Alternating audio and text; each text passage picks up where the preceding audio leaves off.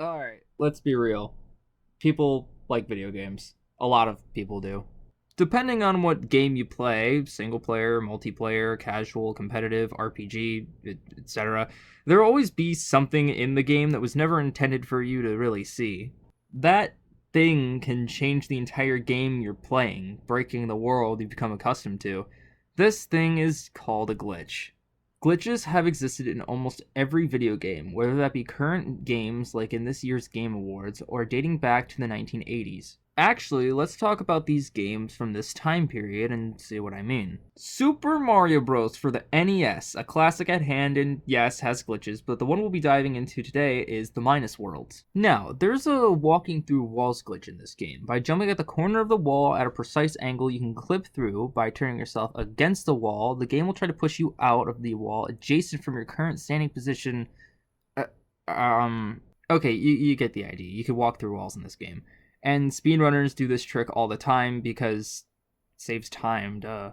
Now, for anyone that's seen a Mario Bros. Speedrun, you probably have seen that runners go past the second pipe to reveal the full screen. If you see Mario speedruns like this, you'll probably wonder why that's the case. Well, let's just see what happens if they don't.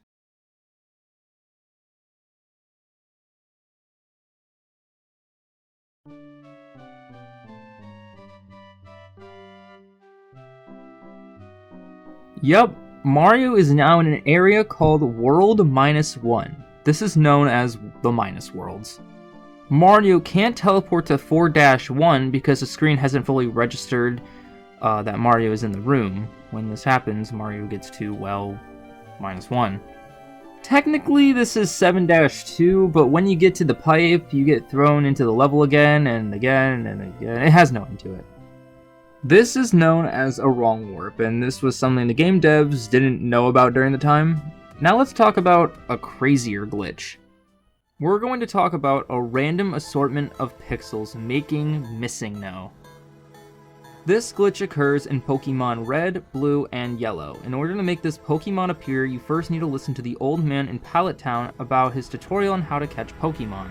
Next, you need to fly to Cinnabar Island and surf on the coastline on the right, and moving up and down until you find the mixed mess themselves Missing No. Missing No can take other forms like Kabutos and Aerodactyl fossils and the ghost sprite from Lavender Town.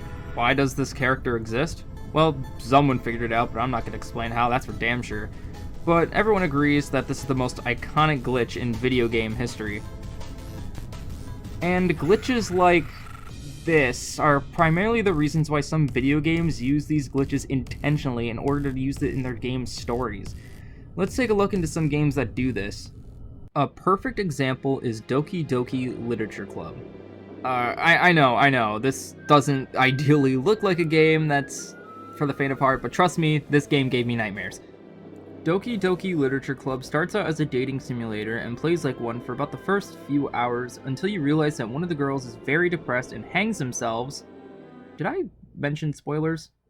However, one of the girls named Monica notices that one of the characters died and proceeds to delete her from the game, and during her second playthrough, everything keeps glitching and Monica keeps trying to fix it until eventually she deletes everyone until it's just you and her. Yeah, this game went from a dating simulator to a psychological horror. Needless to say that the whole breaking the world you're accustomed to bit I did at the start of the video really shines through this game specifically.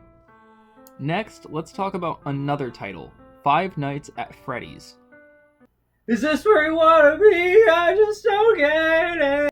Now, instead of talking about the most broken game known to humanity, security breach, I'll talk about the VR game Help Wanted, as it introduces another character called Glitch Trap. Wow, couldn't be more on the nose with the glitch thing, huh?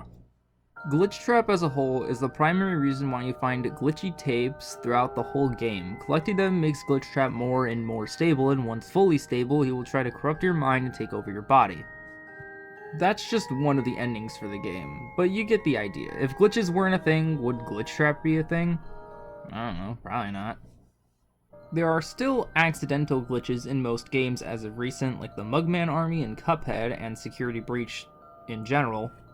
There are other glitches in games that were kept in as part of the game, like breaking out of bounds in Slender Man: The Arrival, actually displays a funny message, and two unique endings in Stanley Parable. Some glitches are funny, some terrifying, and some help you beat a game faster. People will always find ways to push a game to its limits and break it to find something new in it. I think there's no better way of putting it, but glitches are not only mistakes, but also happy accidents.